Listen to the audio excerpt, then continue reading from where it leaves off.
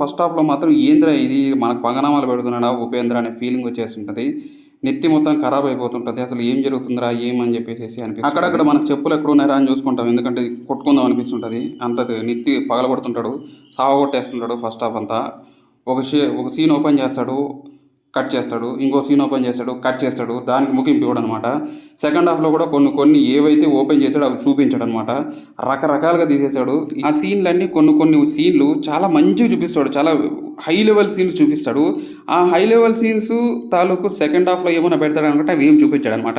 ఇంకా సినిమా ఏమన్నా ఉందా అనుకునేసరికి చివరికి ఏం సినిమా లేదు, అసలు సినిమానే లేదన్నట్లు చెప్పేస్తాడు. ఫైనల్‌గా నెత్తి తీసుకొని ఏడ పెట్టుకోవాలో అర్థం కాదు కొంతమందికైతే. చెప్పాల్సిన విషయం మొత్తం అంతా చెప్పేసి ఇక నేనేమి చెప్పలేదు అన్నట్లుగా లాస్ట్‌లో చెప్పేస్తాడనమాట. స్టార్టింగ్‌లో బాగా క్యూరియాసిటీ బిల్డ్ చేస్తాడు. లాస్ట్‌లో సినిమాలో ఏం లేదు, ఏం చెప్పలేను, వెళ్ళిపో అని చెప్పేసి చెప్తాడనమాట.